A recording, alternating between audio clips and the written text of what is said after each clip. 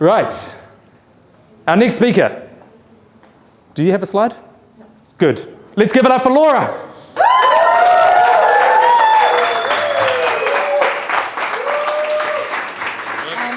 I'll do this carefully.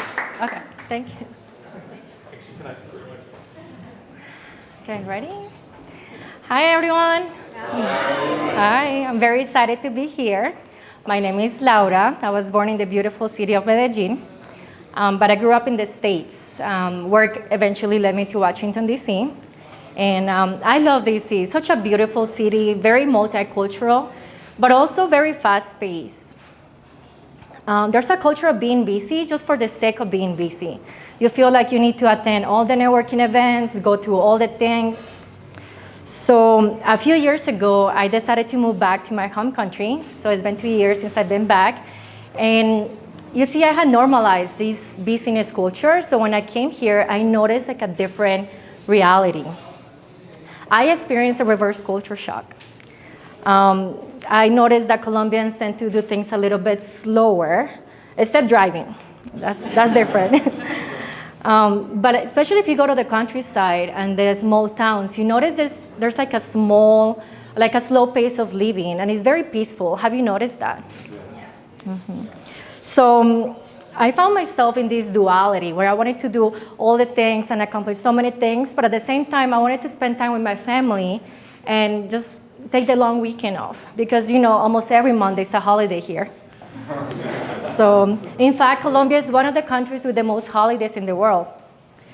And it's not that Colombians are lazy, they're hardworking people, but they have life balance. They create the space to do other things in life.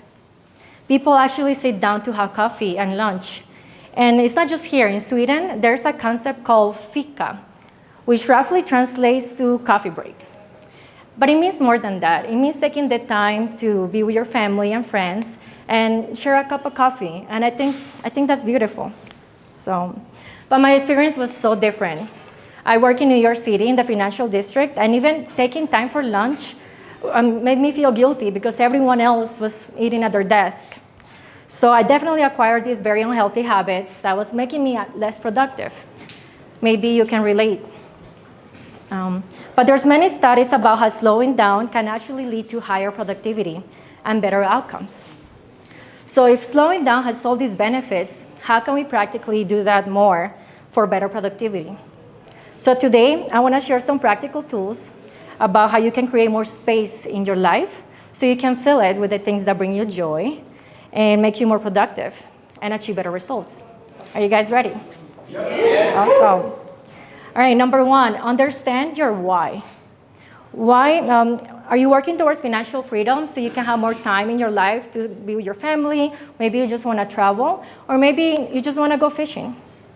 My grandpa, I was very inspired by my grandpa. He managed to retire before his retirement age just so he could go fishing. So he created space and did not wait until retirement. So understand your why. How can you structure your time so you can do more of the things that make you feel alive? Which brings me to the second tool, Pareto's principle. How many have heard about Pareto's principle? Anyone? Not many? All right, a couple people. So for everyone else, Pareto's principle states that roughly 20% of your actions lead to 80% of the results. 20% of the actions lead to 80% of the results. So my mentor taught me the importance of identifying what that 20% is and focusing on that. As for the rest, how can you delegate, outsource, automate? With AI, it's easier to automate nowadays. And last but not least, setting boundaries to protect your time. If it's not a big yes, then it's a no. Saying no to some things might means saying yes to other things. So what things will you say no to in order to create more space in your life so you can do more things that bring you joy? Thank you.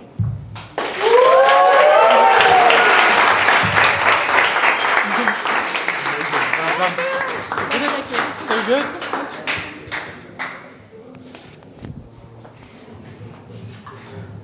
Who could say no more often? Yeah, it's a lot, right?